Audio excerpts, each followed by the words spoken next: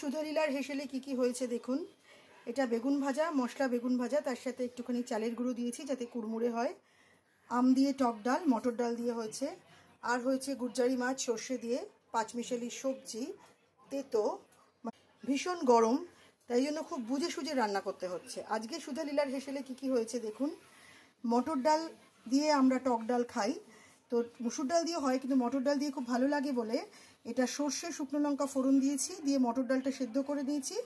আম ডাল এই গরমে খেতে হবে, সেই জন্য আম ডাল, শরীর স্বাস্থ্য সবই ভালো লাগে, মনও খুব ভালো লাগে।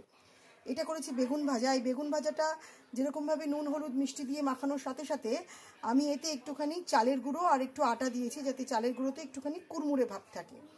আর করেছি পাঁচমিশালি সবজি, বিট, ফুলকপি, ঝিঙে, আলু, পটল সব দিয়ে, কিন্তু কম তেলে।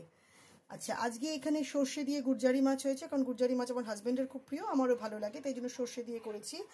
আর ওপরে ধনেপাতা একটু ছড়িয়ে দিয়েছি। করেছি নিম বেগুন। আর ভাতটা দেখালাম না, এখন ভাতটা আমাদের বাটি বাটি করে সরিয়ে রাখতে হয়।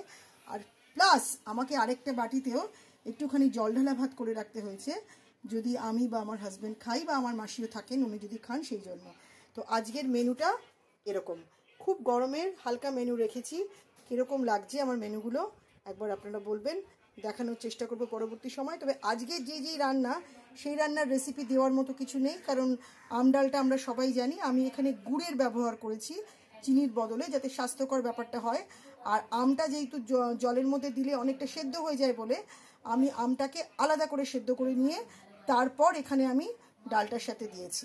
আর বেগুনটাতে নুন হলুদ যেরকম মিষ্টি মাখিয়ে নিয়েছি, শুকনো লঙ্কা মাখিয়ে নিয়েছি, আর তার সাথে আটা আর চালের গুঁড়ো দিয়ে করেছি যাতে একটু কুড়মুড়ে হয়। দেখুন, অনেকক্ষণ করে রাখলে নেতিয়ে যায়, সেই নেতিয়ে যাবে না।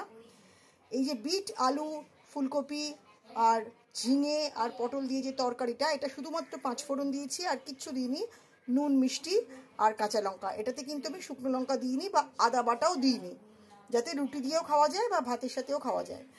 আর এই যে সর্ষে দিয়ে যে মাছ, এটা মাছটাকে আগে ভেজে নিয়ে কালো জিরে ফোড়ন দিয়েছি, তারপর সর্ষেটাকে আমি, এটা বাটা সর্ষে একটা প্যাকেট কিনে রাখি, সেটা একটু গরম জলে নুন হলুদ দিয়ে মিশিয়ে রেখেছিলাম। তারপরে মাছটা ভেজে নিয়ে তাতে দিয়ে দিয়েছি কাঁচা লঙ্কা আর ধনেপাতা দেওয়া।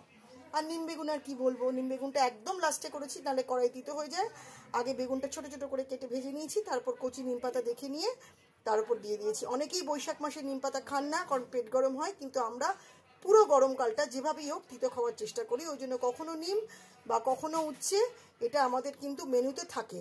অন্তত সপ্তাহে একদিন বা দুদিন নিম বেগুন বা উচ্ছে আমাদের পাতে তো থাকেই, মানে আমাদের মেনুর মধ্যে থাকেই। এই হলো আজকে আমার সকালের লাঞ্চের মেনু।